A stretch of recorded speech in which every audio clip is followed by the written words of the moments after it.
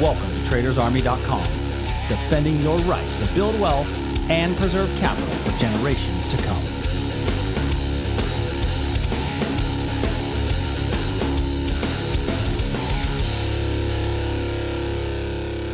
What's up, everybody? Welcome to a Sunday evening edition, a rare Sunday evening edition of the Daily Market Commentary. I'm your host, Chuck Fulkerson. You know, it is Sunday evening. We are doing a special Super Bowl halftime edition, if you will, since we normally do a live trade room on Sunday nights, but we moved that to Monday, and so we decided to do a quick Sunday evening commentary for those of you that are looking at the markets on Sunday evening. It's a great opportunity to look for futures movements. You know, we do live trade rooms every Sunday night just to take advantage of some of these movements, so let's dive in and take a look. So S&P, we actually closed down in this range and are up 14 points. Now, I will tell you, I kind of anticipated a gap down today, just taking a look at kind of some of the news that was coming in over the weekend. Obviously, we had some really nice moves on last week, so if you're able to catch any of this move down on Friday, we've got to remove this level in here. But now what are we looking at for heading into this evening? You know, as I kind of zoom in, let's go to the 15-minute chart. I've got a couple of levels up here, but none of these are going to be very strong or anything that I'm going to want to necessarily lean on. So today we actually gapped down and immediately traded up. Our first couple of candles were fairly strong to the upside, but I do need to keep in mind the other levels that are up here for potential reversals, because our 4-hour chart is in a big picture downward trend. Lower swing lows, lower swing highs. Shorts are definitely going to be the better opportunity in this kind of a market condition. So, looking at the hourly chart, I think that the best thing to do is to wait for a good quality setup and not overreact. I don't really see any super quality levels up above us, even going down to the 15-minute chart. I mean, you might have an area right in here.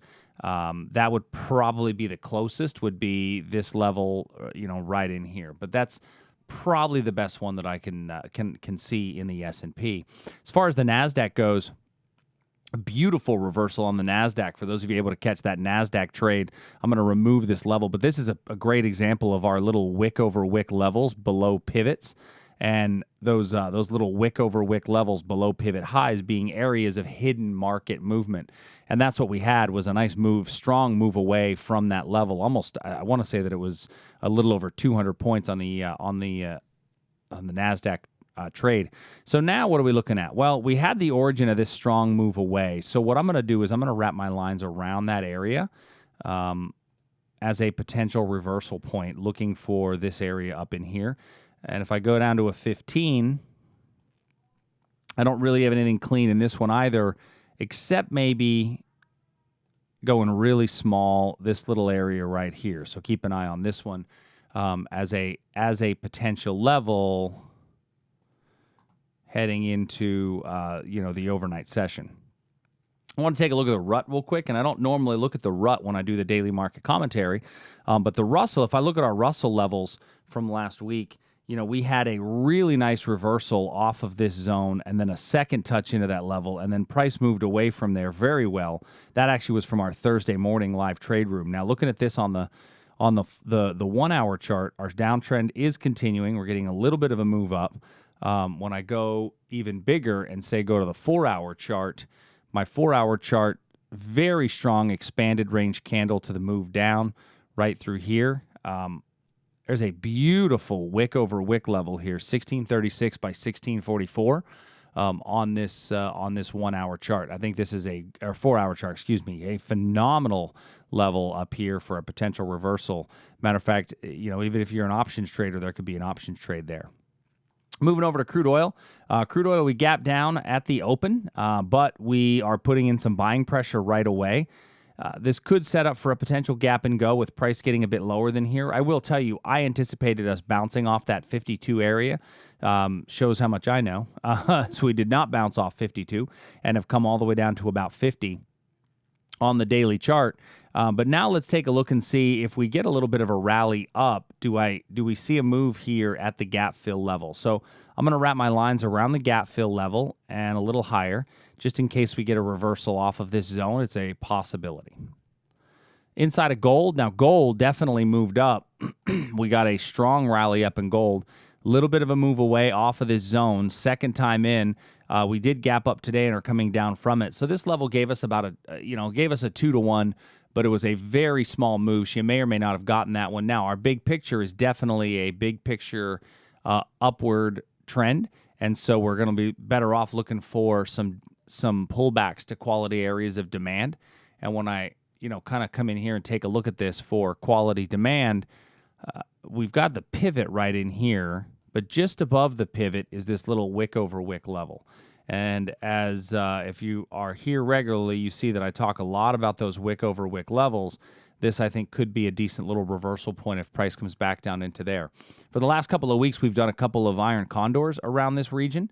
I don't feel like it sets up right now for an iron condor, but possibly even a 1575 by 1570 bull put spread is a potential as well. Moving over to the bonds and currency markets. Inside of the ZN, we can see that we've got our continued upward trend, getting a nice little pullback at the moment, and that pullback could lead us back into this region right in here for a potential reversal as price comes back down into that zone. The Aussie's continuing its down movement. We got a little bit of a breakdown. For those of you that took the breakdown, didn't really get a whole lot of price action out of that level, but I do have a little bit of a supply area just above us, right in here where we could see price retrace and come back into that region. In the euro, price has rallied up into our euro small time frame area here. Unfortunately, if we think of our 6 candle rule, candle 1, 2, 3, 4, 5, after 6 candles, price had gone nowhere.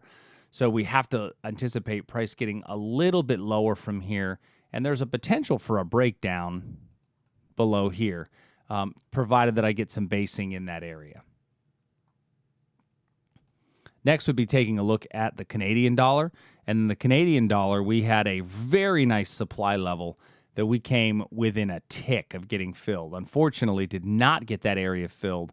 And so the level is still valid, but we need to convert that level to a confirmation level in case of a return.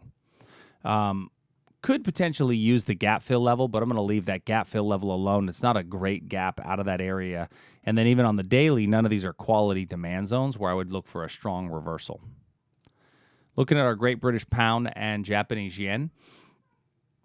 Great British Pound, very strong rally up. We actually gained a tremendous amount of bullish momentum in the pound after the Brexit was finalized. So big momentum in here, leaving us a couple of potentially strong reversals. Now, this is a very interesting level, and we're coming close to that zone right now. So that may hit in the overnight hours. And if you're not in front of the markets, I'd want to see what does the arrival look like to that level inside of there, because I've got another really nice structurally sound level just below.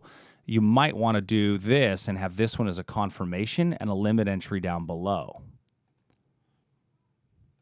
And then looking at the Japanese yen has come into our most recent level.